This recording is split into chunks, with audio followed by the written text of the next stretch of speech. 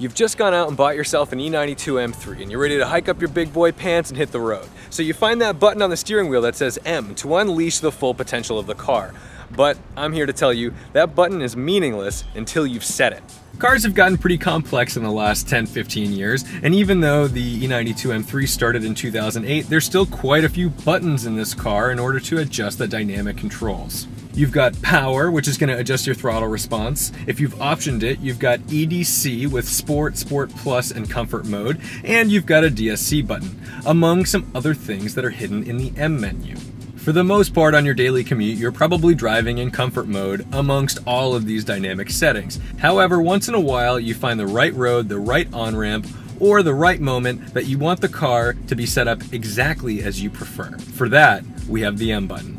The M button is your one-stop shop for all of your desired settings. But let me reiterate, unless you've set the M button to your desired settings, it's basically meaningless, because the same way it could bring out the best in the car, the most harsh settings, the most aggressive settings, it could also be set to the softest settings and the least aggressive settings. So don't assume that pressing this button magically makes the car a raging sports car. In order to change your M button settings, first click the menu button near your iDrive knob. Rotate the iDrive knob down to settings. The first selection is going to be M drive. If you've equipped your car with a dual clutch transmission or DCT, the drive logic is going to enable you to select automatic or manual shifts, as well as the intensity of those shifts.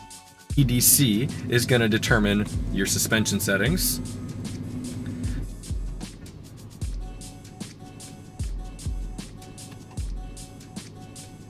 DSC is your traction control. You can choose to have this fully on, fully off, or use MDM mode, which is a sort of in between where it uses traction control as well as the rear brakes to control slip angle and allow for the tail to get a little bit happy, but you still have a nanny state to keep you in line. Power is going to determine your throttle response. Servotronic is going to change the weight of the steering. And your shift lights is going to turn on or off your shift lights.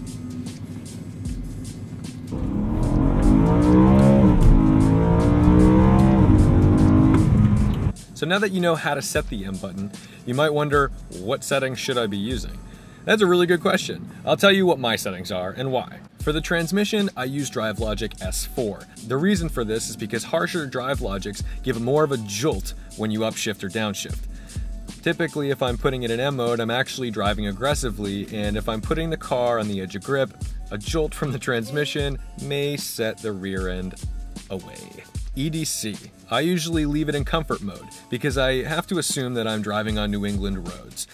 If I'm in a situation where it's really smooth and great new pavement, I'll boost it up to Sport or Sport Plus, which actually I think they call normal or Sport, whatever.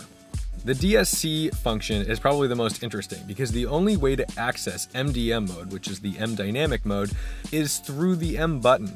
When you hit the DSC button, you can only turn it off.